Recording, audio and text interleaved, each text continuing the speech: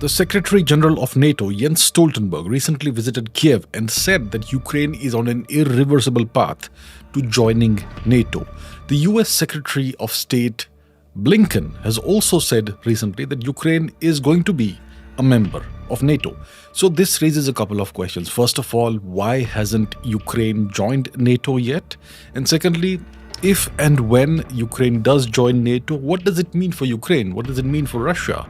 What does it mean in the context of the Russia-Ukraine war? What does it mean for Europe? What does it mean for the US? And what does it mean for the rest of the world? Please subscribe and let's find out what this all means. Before we discuss that, a message from the sponsor, Unacademy. UPSC, an exam that millions of people dream of every year. Lakhs of aspirants fill out the forms and only 1,000 aspirants every year manage to reach their destination. You must also have dreamt of this at some point, but sometimes the financial situation doesn't support us in preparing for the UPSC. Today, courses ranging from 7,000 rupees to 15,000 rupees are available in the market, but when it comes to selection, you cannot afford to waste your time and attempts anywhere. While low-cost courses are available in the market today, the low quality prevents the democratization of UPSC preparation from ever happening. But now everything is going to change. Unacademy, which is the best platform in India for UPSC exam preparation and has seen the selection of more than 70 aspirants in UPSC through its online paid program, is now offering a 15-month UPSC subscription for just 24,999 rupees. So for just 54 rupees a day, you get access to English, Hindi and bilingual batches starting from the 7th of May. Unacademy PLUS, with India's highest quality UPSC CSE educators like Mrinal Patel, Sudarshan Gujar, Sarmad Mehraj and Madhukar Kothave. So now learners from every village, every town and every city can fulfill their IAS, IPS, IFS dreams and aspirations and prepare with India's best educators. This offer ends on the 7th of May.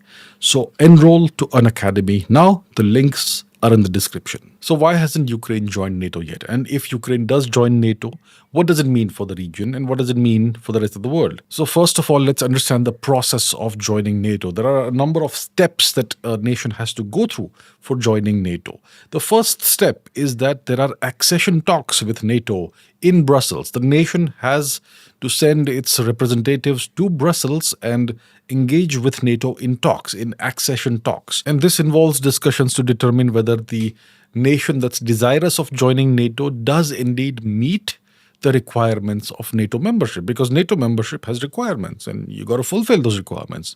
And in case this nation does not meet the requirements, then NATO gives a map, and this is a membership action plan.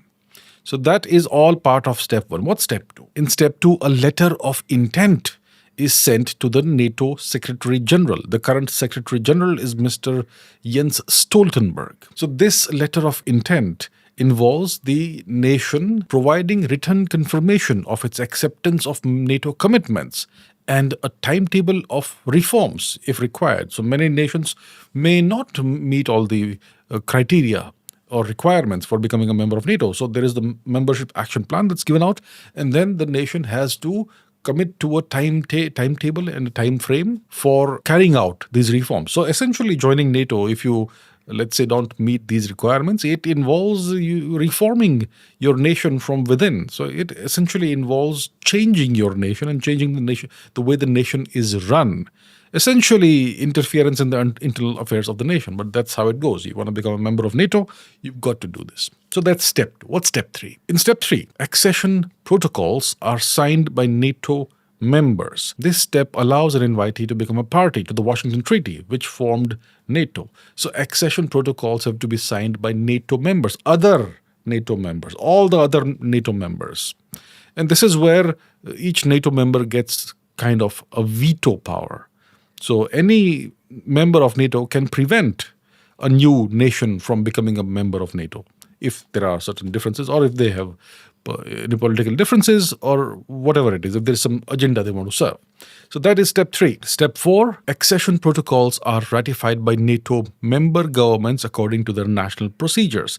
In the US, this requires 2/3 majority of the Senate to pass the required legislation. So once step three is done, step four has to be undertaken by all the member states of NATO, which means that the accession protocols have to be ratified by their governments, typically by passing them through a vote. So once again, that gives each member nation of NATO kind of veto power. The next step is that the Secretary General invites the potential member to accede to the treaty. So the major hurdles come all the way up to step 4. Once step 4 is completed, step 5 is pretty straightforward. In step 6, the invitee accedes to the treaty according to their national procedures. So in this step, the nation that wants to join NATO accedes to the treaty per their national procedures, which means their government does whatever it takes to become a member of this alliance.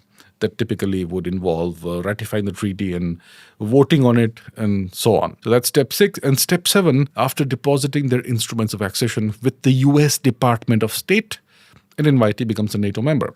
So you have to deposit your instrument of accession with the US Department of State because the US essentially, well, you could say it owns NATO. So this is the entirety of the procedure for joining NATO. So now the next question is, how long does this entire process take? And this process can be very straightforward, very simple, very rapid, or it could take years, even decades, depending on the nature of the country that wants to join NATO and whether it is required to carry out various kinds of reforms, political reforms, legal reforms, military reforms, judicial reforms, security reforms, whatever it is, or whether the nation needs to resolve any outstanding disputes or issues it has with other nations. Depending on the context, it can take a long time or it can take a very short time. For example, the Republic of Macedonia joined the MAP, the Membership Accession Plan of NATO, in the year 1999, and it finally was able to join NATO in the year 2020. That's a pretty long period of time that it had to wait. Then there's the example of Montenegro, which joined the MAP in the year 2009, December 2009, and it joined NATO in June 2017. Then there are very rapid cases. Sweden applied in May 2022, and it joined in March 2024, less than 2 years. And then you have the case of Finland, which applied in May 22 and joined in April 23, less than a year. It took Finland less than a year to become a member of NATO after it applied. So you have extreme cases, extremely long waiting times and extremely short waiting times. So that's how long it takes. There is no hard and fast rule. It could take any amount of time depending on which nation is applying. So now the question is, why hasn't Ukraine joined NATO yet? So Ukraine formally applied to join NATO in September 2022, a few months after the beginning of the Russian special military operation in Ukraine. That was in February 22, and after Russia's annexation of southern and eastern Ukraine. So that's when Ukraine applied to become a member of NATO. And Mr. Zelensky, the president of Ukraine, has been complaining for quite some time that the delay in accepting Ukraine as a member of NATO is absurd. So he's been complaining about this. Now, just a couple of months ago, in March this year, NATO allies reaffirmed their commitment to Ukraine becoming a member of NATO, and they decided that Ukraine does not need to go through the membership action plan, the MAP. Once that requirement has been taken away, the process can go forward much faster. So one of the major hurdles in the way of Ukraine becoming a member of NATO has been removed. Now there are problems when it comes to Mr. Zelensky and his legitimacy. So Ukraine's presidential elections should have been held on the 31st of March 2024, according to the constitution of Ukraine. But since February 22, the Ukrainian government has enacted martial law. They have imposed martial law in the country after the war with Russia began.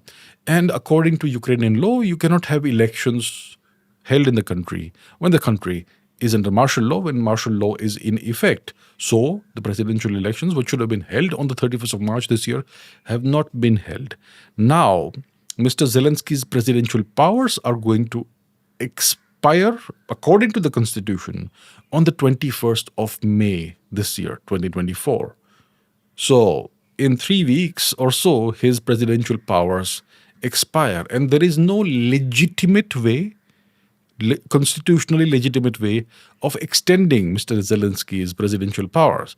So if he continues in power after the 21st of May 2024, he is essentially going to be an illegitimate president. And what's the term that we use for that? Dictator. So the question is, Ukraine essentially becomes a dictatorship after the 21st of May 2024. And the question is, can a dictatorship become a member of NATO? That's a question that the NATO member states have to ask themselves. Let's see whether they go ahead with Ukraine's membership of NATO despite Mr. Zelensky no longer being a legitimate president.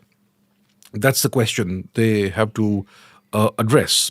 NATO members. Essentially, the US has to decide whether to go ahead with this. Now, why does the US want Ukraine in NATO? Why do the other NATO member states want Ukraine to be a part of NATO? We all know that it was the relentless eastward expansion of NATO since the 1990s that eventually triggered the Crimea conflict in 2014 and eventually the Russian military operation in Ukraine, which began in February 2022. So we know that this expansion, eastward expansion, is the cause of these conflicts. So clearly, Ukraine becoming a member of NATO, the prospect of this happening is what triggered these conflicts and the major war that's going on right now. So what is the US trying to do? They are trying to pressurize Russia into taking some kind of action. See, the Ukraine conflict is kind of a frozen conflict right now. There's not any major movement on the map. Russia is in possession of roughly a fifth or a fourth of the nation of Ukraine, the eastern and southern part of Ukraine, the Donbas region, more or less, and also Crimea. And there doesn't seem to be a push from either Russia to take over other parts of Ukraine, and the Ukrainian armed forces don't seem to have the capability to push back against Russia. So it's a slow war kind of scenario. And there's not much happening when it comes to the lines on the map. It's very clear Russia has the upper hand. The Ukrainian armed forces, they are completely dependent on Western aid, supplies, arms, ammunition. The demographics of the nation have been destroyed, especially the men, young men most of them are dead, unfortunately. Russia is going to win the war eventually. So Russia is in the process of taking its time in the war, and they are willing to wait as long as it takes to end the war on their terms. This entire matter of possibly fast-tracking Ukraine's membership of NATO could be a ploy to goad Russia into taking some action, maybe action that it would otherwise not want to take. So it could be kind of a desperate move from the side of the West because the war is not going according to their plans. So that could be the possible reason why there is talk of Ukraine joining NATO. Now the MAP requirement has been taken away, has been waived off, and it looks like Ukraine could soon become a member of NATO. And then that would obviously instigate Russia to take some kind of action, possibly military action, and possibly go ahead and try and achieve their military objectives in a shortened time frame as opposed to taking as long as it takes. So that could be the reason why there is talk of this right now. So what does it mean for Ukraine to become a member of NATO? It means that the other member states of NATO now come to Ukraine's aid explicitly with NATO boots on the ground in Ukraine. So if this happens, then it's going to be a significant escalation of the Ukraine-Russia conflict, which means that Russian forces will now be in combat, if this happens, directly with NATO forces, which will probably, at some point in time at least, involve US forces. So significant escalation and much heightened danger of a miscalculation and something going wrong, which could lead to a much larger and much deadlier conflict. So that's what it means for Ukraine. It is a dangerous thing for Russia because it heightens the possibility of Russia going to war, not just with NATO, but eventually with the US. For Europe, it means danger signals. It means that Europe could now get pulled in, sucked into a much larger conflict. It means nations like Germany, France, and the other members of NATO would be directly at war with Russia now. Not a good scenario for Europe. Many European economies are struggling, and this could add to the burden that they're already facing.